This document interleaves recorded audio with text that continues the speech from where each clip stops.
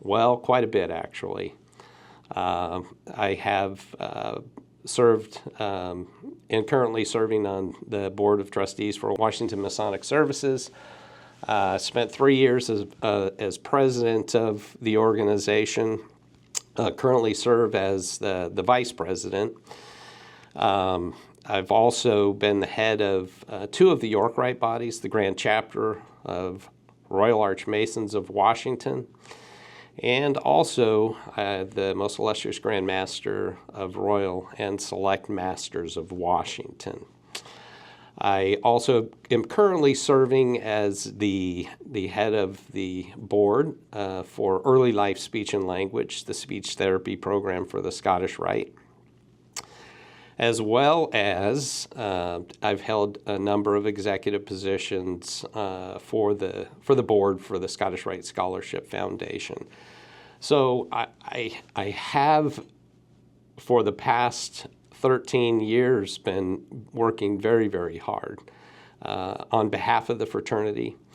I think that this is you know, I think this is the path, is to take responsibility, to spend not only your time and your money, but your effort and that core part of you to see things grow and to see things become better. And so I do have that attitude. That's part of who I am. And I put that into practice. I've been the head of a lot of different things within the fraternity, as well as in the business world. So I'm ready, and I'm excited. I'm excited for the future that we have before us. First, being a worshipful master taught me many lessons. I was one of those worshipful masters during the pandemic times. Besides that, being a district deputy allowed me to look in detail about what could we do to improve our fraternity. And I think that that experience could be applied at the Grand Lodge level. Well, one of my responsibilities on the Leadership Training Committee is that I'm preparing a class called Tactical Leadership. And that's going to be a 2-hour class at the upcoming leadership retreat. I hope everybody can show up and take it. It's going to help us to really understand, I think, where we need to go from a vision statement all the way down to the tactical areas that we need to improve in our lodges so that we can get to that vision. Over the past 4 years, we've been blessed with past Grand Masters who have had mottos like live the legend, know thyself, be all in, and empower, enlighten, and uplift. I think from Cameron's year, the live the legend, if we know what that legendary masonry really is, what that's really about, that high potential that we have for our lodge so that we can live a legendary Masonic experience, then we're going to have to know ourselves, as Most Worshipful Brother Edward said. We're going to have to do a serious evaluation of where our lodges are at today, so that we can figure out how we get from that state up to that legendary state.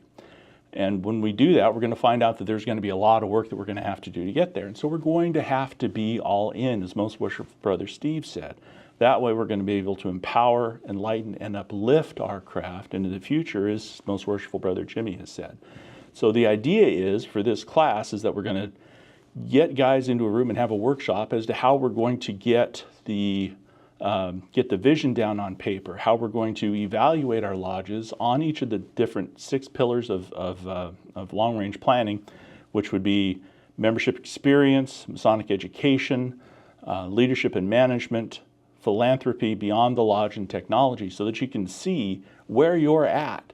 And when you evaluate where you're at, then you can tactically plan what you need to do to get to where you want to be. And the idea is that we come out of that workshop with actual honest-to-goodness evaluations of where our lodges are at, so that we can start building those tactical plans so that they fit into a long-range plan, a 3 to 5 year plan, so that we can start really achieving that vision. One of the other things that you do to be prepared to serve as an elected officer of the Grand Lodge is you start attending things such as the cornerstones of their ceremonies. You live to a little bit to the Grand Master's calendar and try and do as much as you can in that circumstance. I've also served as the secretary of the Washington Masonic Services Board for the past, gosh, this is my 4th year on that board, serving as secretary. So I have a pretty good idea as to the charitable arm of the organization, and I'm part of the Library and Museum Program Committee for that thing. So, and just essentially understanding the duties and looking through the ritual work and making sure that my ritual work is up to snuff and well polished.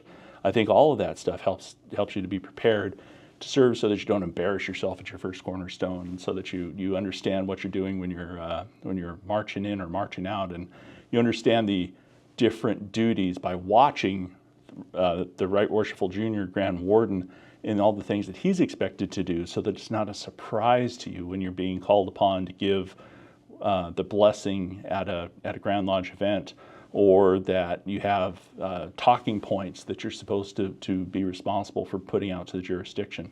All of that stuff. It's observation, and it's succession planning. This is my 2nd year as having made myself available, and so I think I've had a little bit more experience now in observing the interactions of the brother. And that's another great thing about serving on the leadership retreat, is that you get to work with these guys as they come up through the elected line. So you kind of get to know them on a personal basis, and I just find that my values and my practices are aligned with what they do. So that's how I've been preparing myself to serve as an elected officer.